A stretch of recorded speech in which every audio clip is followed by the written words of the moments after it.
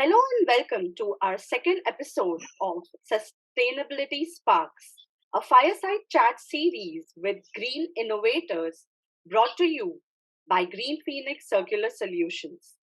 I am your host, Vidhi, who will be taking you on an exciting journey for igniting a sustainable revolution that will leave a lasting impact on our planet and future generations. Sustainability Sparks, a fireside chat series with.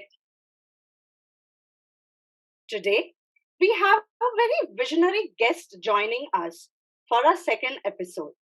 One who realized quite early on the challenges of improper waste management and decided to bring meaningful change on the ground. What started as a pilot project for awareness on plastic pollution and decentralized waste management is now a pioneering organization for material management and circularity in the country. We are extremely proud to have with us Ms. Wilma Rodrigues, founder and CEO of Saahas Zero Waste, an environmental and social enterprise with 20 plus years of experience in waste management, resource recovery, and social impact. Welcome to our fireside chat, Wilma. We are extremely honored to have you here with us. Thank you, Vidhi, and I'm always happy, to chat with people like you because we really need, we need communities, we need individuals, we need people to really join in this whole journey so that we can make it into a movement. Absolutely, absolutely.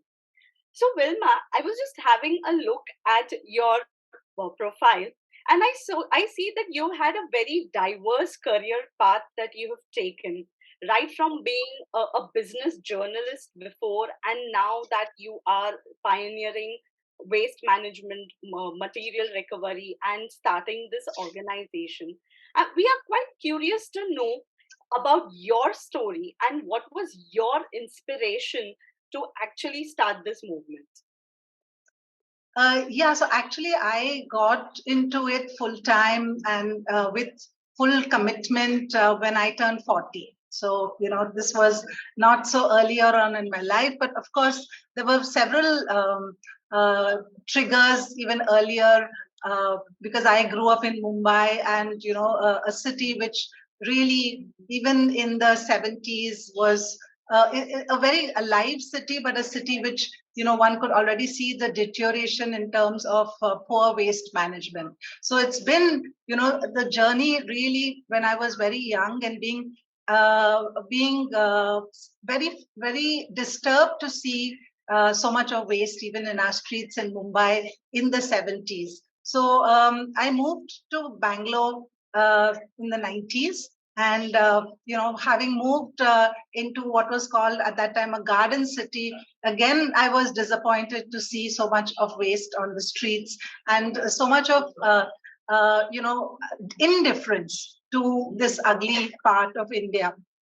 And so when we got the municipal solid waste rules, which came out in 2000, and I at that time looked at the rules and I was really, it was like a wow moment because these rules talked about no waste, going into a landfill. It looked at very selective inert waste going into a landfill. It talked about zero waste. It talked about circular economy. It talked about, reduce. So all of these elements were there floating around as dreams which came together then in the Municipal Solid Waste Rules 2000. And so in 2001, I looked at how these rules therefore needed to be part of our system.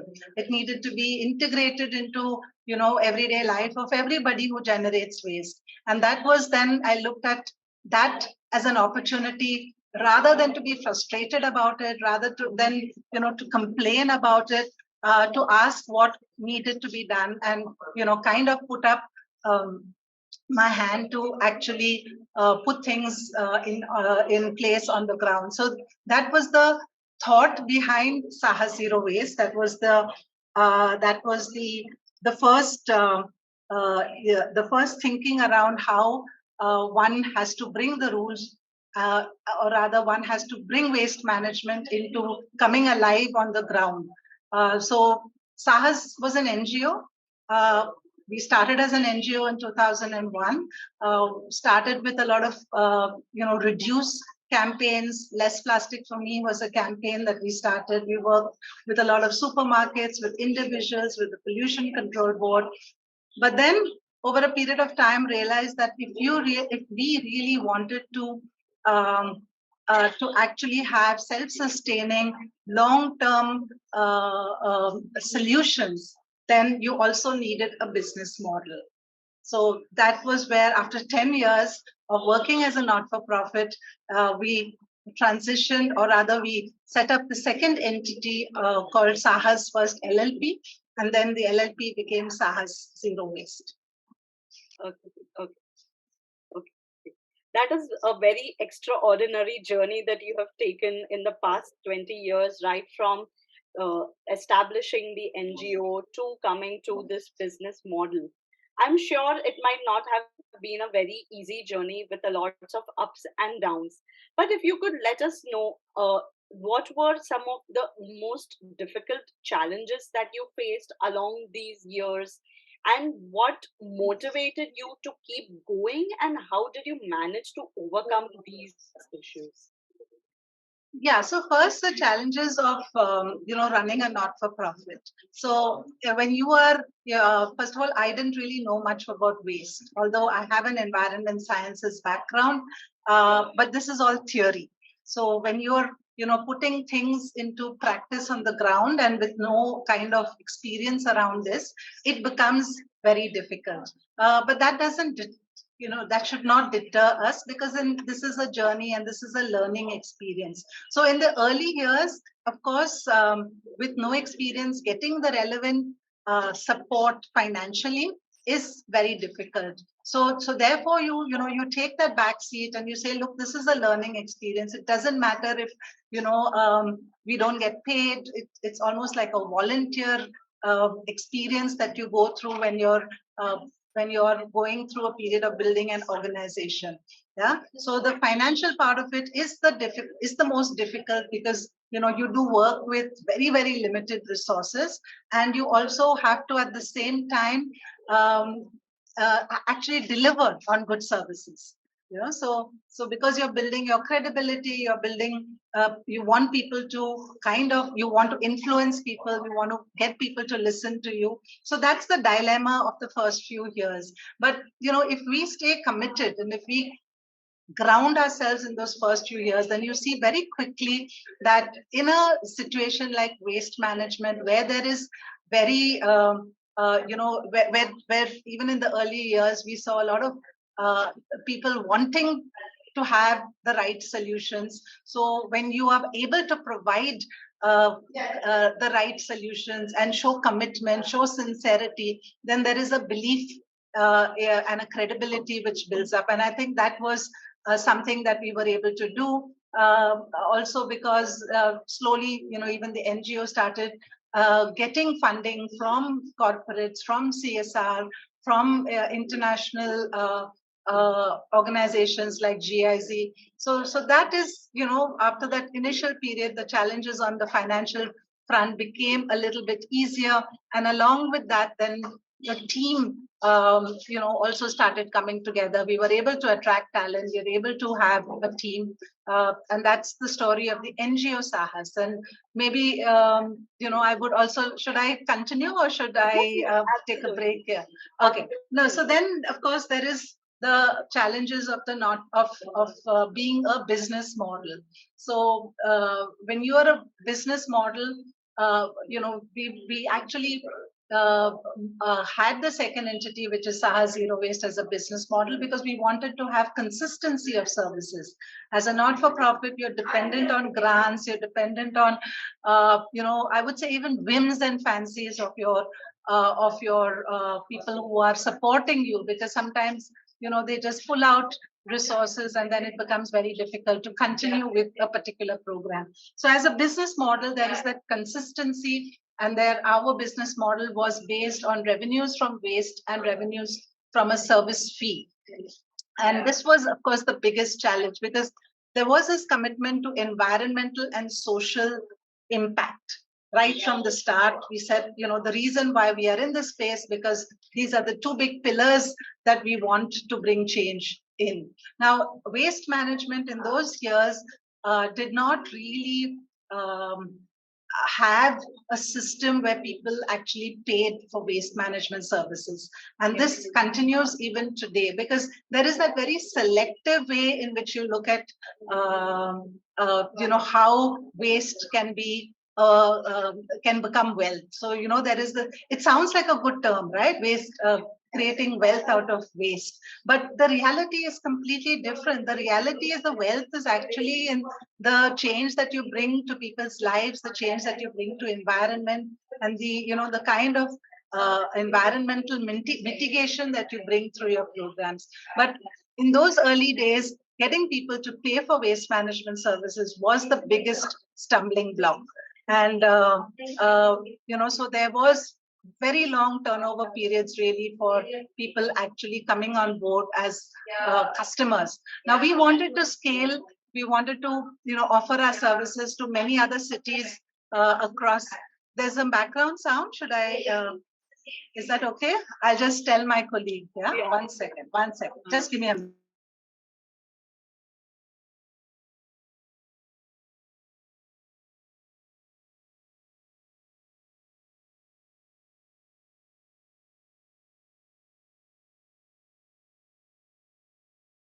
You're muted, Wilma. Yeah. So just so the biggest challenge was the generator paying for waste management services, and the second was because we wanted to scale and because we wanted to have a team around, a professional team. We also needed to get investments, and so the first early years, getting investors to understand the importance of waste management, getting them on board was a challenge, because banks, on the other hand, did not really understand waste management at all. So getting a credit line from banks was next to impossible. So that is also because the whole system was so informal, that formal waste management business model was hardly ever recognized. Yes, true. That is very true.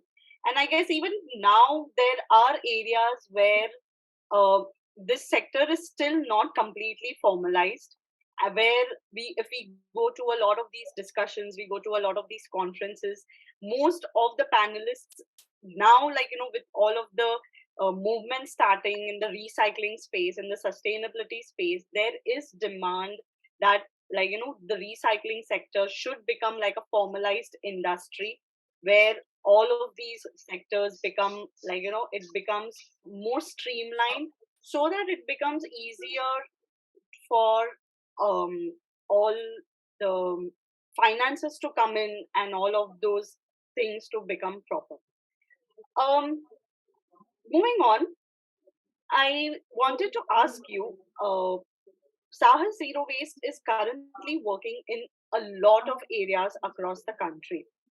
Uh, and with the World Environment Day theme being Beat Plastic Pollution, I wanted to know from you, because you've been working on the ground level, what exactly do you recommend for areas where the infrastructure and there are very limited resources available currently to manage this waste, especially the plastic waste, whether it is the plastic waste in e-waste or the municipal solid waste? What could those areas do where there are limited resources? Infrastructure is a challenge, especially if you see the hilly areas in the country. Currently, they do face challenges, also a bit of the rural part of the country. So, what strategies or what path can they take to actually implement these measures over there? Yes. So first of all, I think each of us, and Vidhi, you also have to play a very critical role here, as to ask ourselves, why are there limited resources for a critical, problem like waste management? So why are we accepting that there is a limitation in resources? And what do we mean by limitation in resources? Because what are the resources that we need? If we have generated 10 times more plastic, in 2001, when I started NGO Saahas, the per capita generation of plastic waste was 2 kgs per annum.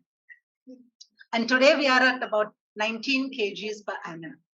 Okay, so we've kind of escalated this whole expansion in use of plastic has been so phenomenal. And with that, you've had, obviously businesses, brands, packaging, all of that has proliferated to a large extent. Yeah. So why, when we have had, when we have enough of resources to manufacture, to sell, to market, I mean, primarily industry, why is industry so very laid back when it comes to now putting in place resources so that this waste which is generated by the consumer can also be appropriately managed? So I would therefore, and I'm constantly asking this of industry, yeah, because today we keep on hearing the same thing that we've heard for the last 50 years. Plastic does not litter. People do. But what has industry done to get people to understand the role that they have to play? Because we've been fed on this for the last 50 years saying plastic can be recycled. And we know now that in all of these 50 years, barely 7% of plastic can be recycled, has been recycled. And even today, the large fraction of plastic is very, very difficult to recycle. Yeah, because of the complexities of the polymers that I use, because all the design elements around packaging is about attracting people to buy more. The design elements has also, of course, been to make sure that food, etc., is not contaminated. So there various design elements that have been given to the designers, and that's why we have this complexity of plastic. But where has industry given the mandate to designers for recycling? Yeah, so now that is becoming a very critical question, that can we not simplify plastics so that recycling is so that you have standardization of packaging? Forget about the attraction that to a consumer. I think the most critical thing is that this packaging should not go into our environment, and what should industry do to prevent that? So to your question very specifically, therefore, I would like that all of us who are now in this space, really ask industry this question, because today industry and brands have been given also regulations. So you have EPR today, the extended producer responsibility, that makes it mandatory for the producer and the brand owner to take back plastic and make sure it doesn't get into the environment. So now what we want is infrastructure for, first of all, recycling. So you may have infrastructure for recycling of very selective plastic, your rigid plastic, your HDP, your PET. There is some amount of recycling taking place, but even that is not adequate. But then you also have the other flexible packaging, and you have a multi-layered plastic, you have, a PP, you have PE, you have PS, all of these plastic, which is not so easy to collect back and to recycle. And for that, the infrastructure is so very not available. Yeah. So we have to look at industry not putting enough of investment into appropriate infrastructure, number one, but also not supporting the collection systems. Yeah. So if you are selling in a hilly area, if you are selling in a really rural situation, and you've got a good supply chain to sell, what is stopping industry from having the reverse logistics in place? That is the investment that they need to put in. And we as consumers, of course, have to do our take on the responsibility of also supporting a take back system. But that is the secondary role. We would want industry to take that primary role of going out there to make sure they tie up with organizations like us, tie up with, even the informal sector, but make sure the informal sector has the right tools to be able to execute holistically. And then, of course, you also have government that has mandated a lot of rules, but therefore government now also needs to step in to implement whatever the rules are. Yeah. So I'm saying that between the two big pillars, industry and government, we need a good functioning system. That functioning system, I think the prototype of that, the visual of that, the image of what it would look like is available with all of us. Yeah. So it's available in the form of the fact that today we have a need for good material recovery facilities. Yeah? And we see now that becoming more and more a word which is now out there as a critical infrastructure for waste management. But if a material recovery facility infrastructure is budgeted for, then likewise we also need to budget for the operations around it. And that's where it is so very strange to hear even brands saying, that we will put up the infrastructure, but the operational cost should be met from the incomes from waste. And today, when you see plastic waste, and the income's really not there because it's really complex materials with recyclers not really paying for the entire cost of the operations, then how is the collection of this material going to take place when brands have even things like sachets which are so difficult to collect? How is that going to take place? So I would say that the problem of plastic has to come back to industry in a big way, and that is something that all of us have to do very consistently and very, I don't know, maybe I'm using the wrong word, forcefully, but I think we have to do it. Absolutely. That is a very important note that you made, that somewhere in all of this, everybody has an important role to play. There is much work that is happening in a lot of sectors. There are consumers who are becoming more conscious about what they are consuming. Unfortunately, they are not having the right kind of support that they require when, they're looking for options, or where, they don't want to opt for something that is more wasteful. And that support, I guess, is really required to come in from businesses as well as from the legislative point of view. Yes. Where they are able to make this transition, and transition in not just at an individual level, but also in, in a community, and also at an industrial level.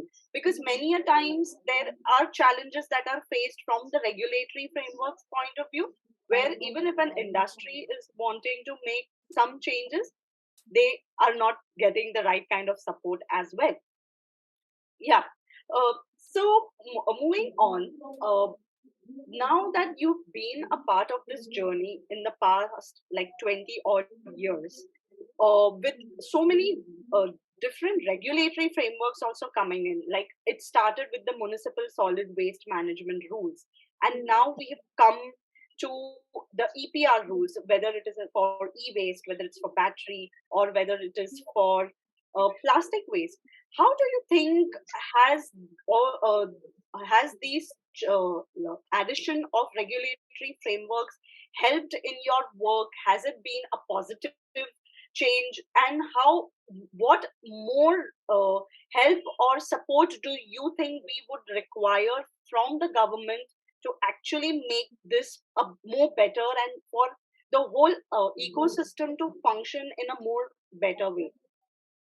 So it has definitely been very positive, the fact that we have now regulations. So that is a very good thing that has happened, and I think our regulations have been very well structured, very well thought out.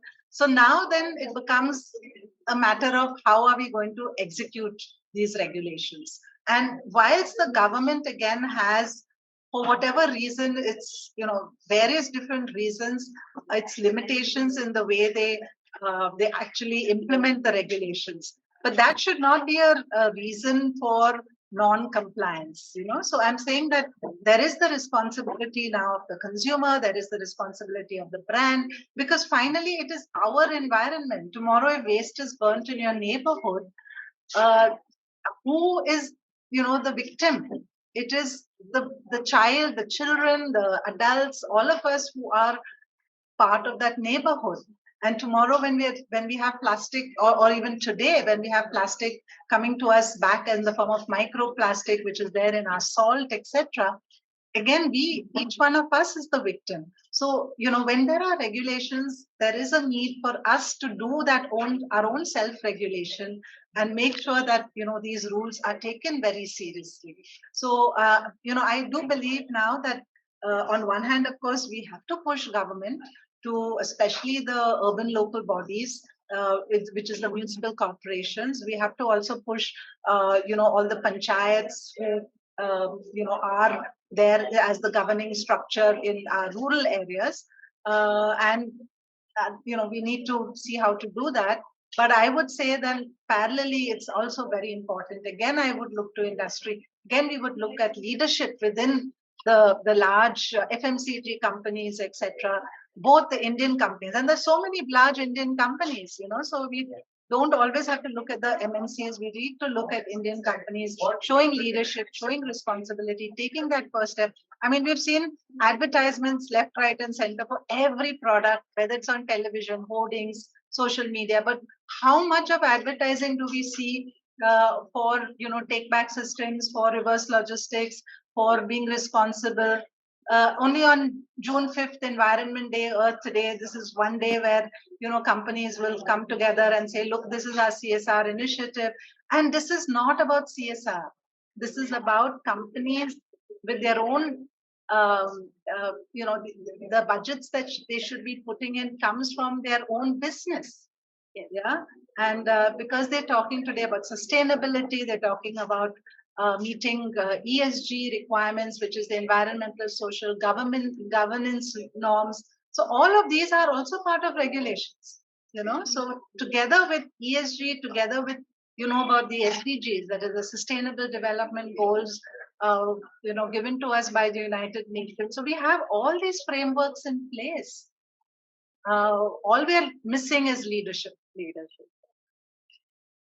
I guess we do need more leaders like you to actually come and like actually drive this movement, like take some inspiration from people like you and others who are working in this space, and actually not think about the convenience part anymore, but take it more seriously and start working in the direction of trying to become more waste free, more sustainable, and establish different frameworks in this space. More so, like how it happened during the COVID-19 pandemic, because of the situation that it was. Overnight, we had hoardings across the city putting up instructions of how to do social distancing, how to keep ourselves safe, how to wear masks, and the whole protocol. I guess there is a sense of urgency that needs to be there, even in this space where we have more of information sharing and more of implementation coming on board for whether it is waste management, whether it's material recovery, or for that matter, the whole cause of preventing climate change and helping with climate mitigation. Moving on, this brings me to two questions. One is wherein how do you think education systems can promote and enhance the mindset in this space? Like, what role do you think education systems can play to improve the mindset of the young people, and of course even uh, those who are already working in organizations? Now that we have a lot of edtech companies coming into picture, how can they support this transition towards becoming more conscious, more mindful, and taking the right kind of decisions? And the second question is basically, what would you advise anyone who is trying to start off in this sector? like trying to come into the social impact sector, or trying to have a startup, or not only just in this sector but any kind of a startup, what is something that they should keep in mind when they are developing a business, so that they don't end up negatively impacting the environment and the social sector? So Yeah. would love to hear this. So on education, yeah, today children are, pretty much clued in to, their own responsibilities. And so, but I would say that we really need to have even parents part of that education system. I mean, for one thing, that they go to school and they learn. They learn various things which are theory oriented. But today, parents have to understand that we need to cut consumption. Yeah, and that is something that can come from our homes and from our families, where we teach our children the importance of being simplistic in our lifestyle. Yeah, that we, just because we have perhaps more resources and that we have more monies, doesn't mean that we kind of put it out there to show everybody all that we can afford. So I would expect now parents to be very conservative in the way they actually consume, whether it is food, whether it is other goods, which make life more convenient. So all of that, because we really need to cut down on our consumption and become responsible consumers, especially when it comes to also textiles and clothing, because today, fast fashion is out there, and it's cheap, but we are not asking what happens to all of those apparel and that clothing, when we kind of dumping it out there. So education has, for children especially, needs to come from the home, and then of course even in the schools. But again, there should be a learning by example. So again, beginning from the home, would parents encourage their children to take their own shopping bag when they go out shopping? Would the mother or the father or the parents actually carry their own shopping bag? Would they encourage the child in the school? And would schools also not encourage children to use single-use paper or plastic for beverages, for water? We've seen the fact that if you are a so-called elitist school or a international school, you are giving paper cups to your children. You're actually doing such a wrong thing, because children today can, they learn right out there that, look, it's a matter of hygiene. It's not a matter of hygiene, because that paper cup also has a bit of plastic, and so therefore you're encouraging microplastics.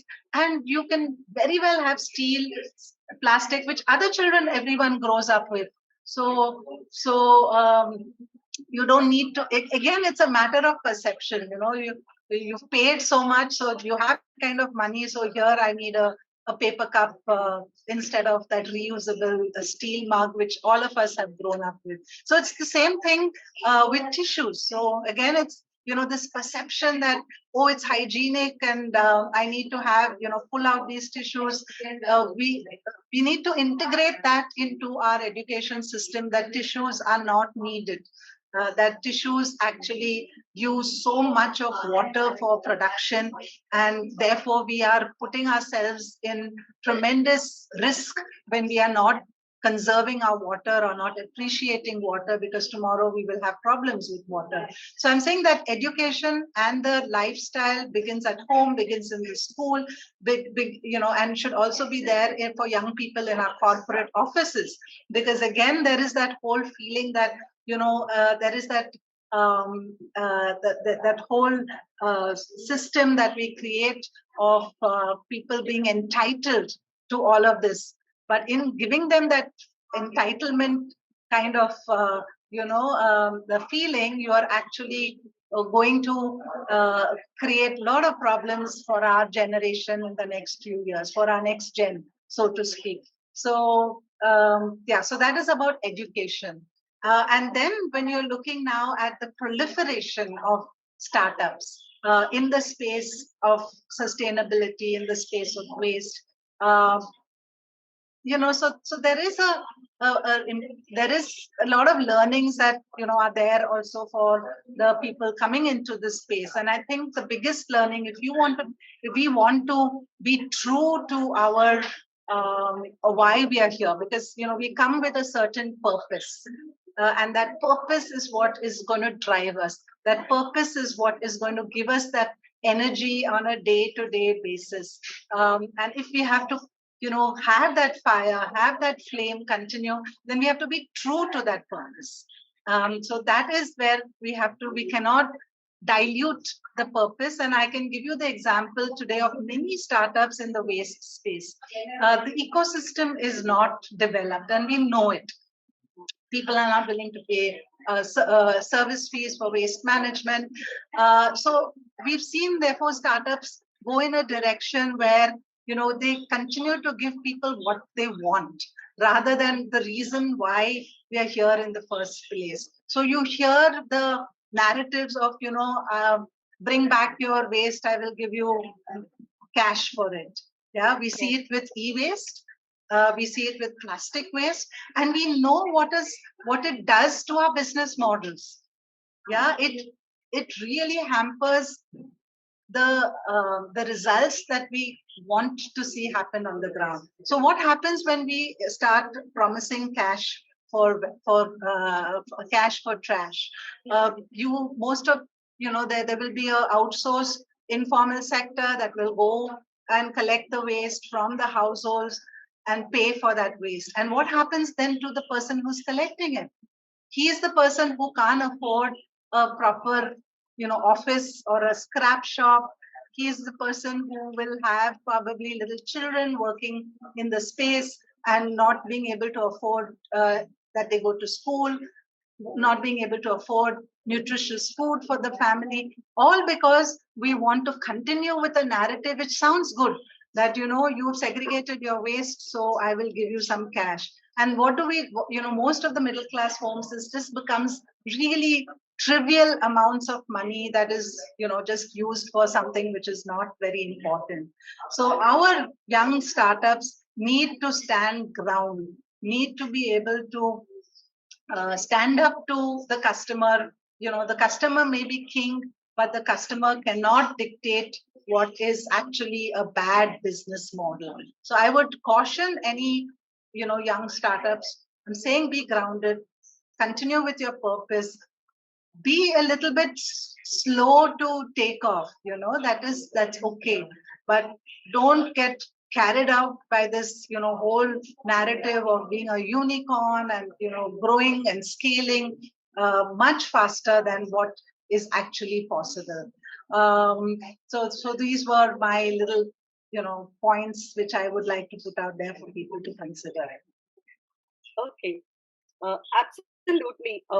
Somewhere there is a role where the young people first should also educate themselves when they are trying to get into this sector, trying to understand the whole space, with a holistic approach, not have a very narrow view of it, or what we call kind of a carbon tunnel vision, or like just focusing on one aspect and not looking at the other impacts that they might have in the future with whatever solutions that they are trying to bring on board. Where currently we do see certain solutions which are temporary solutions, not something which would be very long term or which would actually solve the whole issue, but rather sometimes even lead to a bigger issue in the future.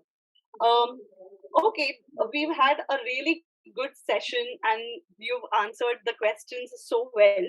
Uh, we have one or two questions that have come from the audience, which I would like to ask you. One of the questions is uh,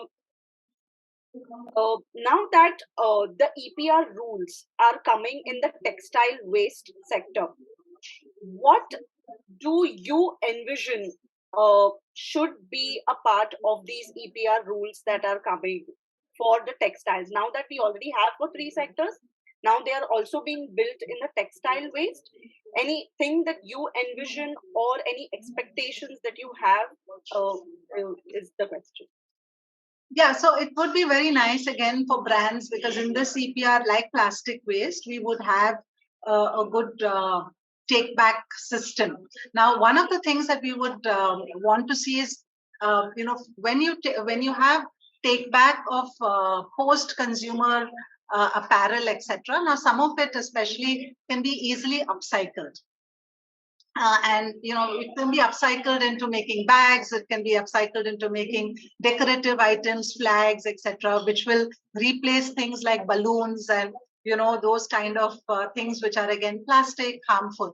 Now we need to have these products, we need a market for these products. It needs to be pushed out as something which like everything else, it needs consumer attention. So what we would like to see brands do is to actually then support the marketing of upcycled products made from post consumer fabric. And if we are talking circular economy, we're talking closed loop, then would brands take this back in their retail stores, or would they then purchase this back? And imagine all of these products are going to be made in a smaller scale.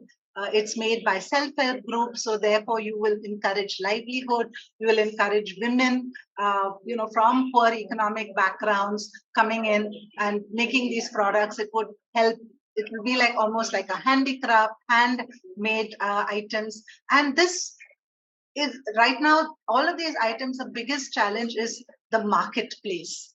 So if brands would then support this marketplace, just like they are supporting, the pushing out of products otherwise. So I think this would be one of the things that I would like to see in the EPR rules for textile waste. And of course, everything else in terms of the post-consumer apparel, etc., going through a proper channeling system for proper recycling. So right now, because again, like regular plastic waste, our textiles is so complex with all the blended fabrics. Recycling is almost impossible. So we will have to have brands put in place a lot of infrastructure for recovery and recycling. And we need to see that as well. Yes, absolutely. It's the complexity of the material that poses a lot of challenge for it to get recycled and for it to be processed into retrieving the material at its highest value and putting it back into the supply chain. Yes. We have one more question uh, where they ask, how important do you think is the collaboration and partnerships among different stakeholders to accelerate this process towards circularity? Yeah, so that's again the collaboration between industry and we are also private limited, right? So we are part of industry. Whether within now there are like, it's almost like two parts of the industry. You will have the manufacturing and you will have the reverse systems in order to in order to bring about circularity. So that collaboration now needs to come about very, very closely, because if we have to close systems, then industry needs to respect the fact that organizations like us need to be supported in different ways so that we can enable that circularity. So this is one collaboration that is very important. Secondly, the collaboration also with government, because government needs to also put in place a lot of systems, especially in smaller towns, rural areas, etc. So how do we collaborate with government? But government needs to move away from various different things, including, they still very much looking at a linear system. So if you look at all the infrastructure that is put in place in municipal corporations, in villages, it is a collection, transport, disposal of waste. So they will now need, wherever it should just not be accepted that that there can be this linear system. it has to be all their contracts, all their RFPs have to therefore now put in place this kind of circular systems which are required.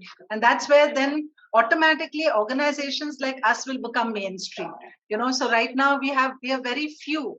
And we would like to see far more organizations be able to deliver on services that enable circularity. So if you want to give livelihood, imagine if all the informal sector then becomes empowered to actually deliver services to government, deliver services to industry, etc. Amount of livelihood that will be created. So we need to push back on manufacturing through our consumption, reduction in consumption, but that will not take away any jobs, because you have the closing of the loop that can create equally that many jobs. Yeah, so that's where you will have the social system changing, because today we all know the kind of inequalities in our system. We know the whole capitalistic model, which encourages more consumption, encourages more manufacturing, but doesn't pay people appropriately. So then you have this lopsided kind of development. You have the kind of salary structures that you have, which are the difference between, say, a CEO versus the one at the bottom of the hierarchy. It's actually some 200, 300 times, if not more. And that has created so much of inequality. In India, we are such an unequal society. 10% of India's population actually has some 60, 70% of the wealth that is generated. We know the number of billionaires that have increased over the last few years. So all of this needs to be addressed. And so both environmental and social change is required to be changing very, very quickly in India and across the world. Absolutely. Very well said. It was such a wonderful time conversing with you on all of these important issues that we are facing, and how the sustainability and material recovery industry is actually panning out, and the kind of movement that needs to start at every sector, at every stakeholder, and the importance of the role of every stakeholder in this movement. Before we end this conversation, we would like to hear any take back message that our viewers can take from this conversation and apply into their day to day working, whether it is as a consumer or whether it is as a professional, and the change that they can bring in their organization so that the organization starts taking these things seriously. If anything. Yeah, so I mean, organizations like us really need talent. Yeah, so there is a need for talent. There is a need for more people to come into this space.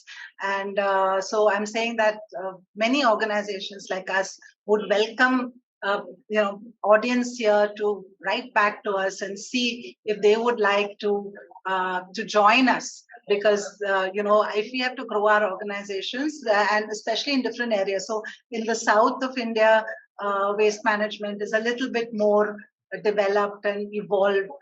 In the north, in the west, even in places like Mumbai, we see really a requirement for a good waste management system, and we are trying to grow our offices in all of these locations. So we keep our doors open to people who are aligned to change, and so people should consider this as a career, and why not? Because this is a growing sector which needs talent from every from different kind of professions. So in our organization, for instance, we have people who are coming here from the engineering space, from the legal space, from the management space, and all of them have contributed significantly to improving processes, systems in the organization. So consider sustainability as a career path for those of you who are listening. Okay.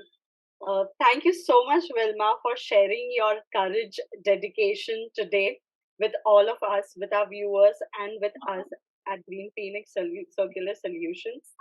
Your passion for material circularity is truly inspiring, and we are very grateful to have you contribute to a sustainable society. As for you viewers, thank you for joining us today for this wonderful episode with a visionary leader. Remember, change begins with you and you can do it. We have such amazing leaders as inspiring examples to help us and guide us in the right way. Remember that the materials of the products that we use have value, and discarding them without being conscious about it is not going to help us in any way. It is only going to add to the waste piles on one side, and on the other lead to resource scarcity. So let us become conscious of the way we use, we consume, and the way we dispose of the materials on a regular basis. See you all in the next episode tomorrow. And for more information, you can follow us on our social media channels.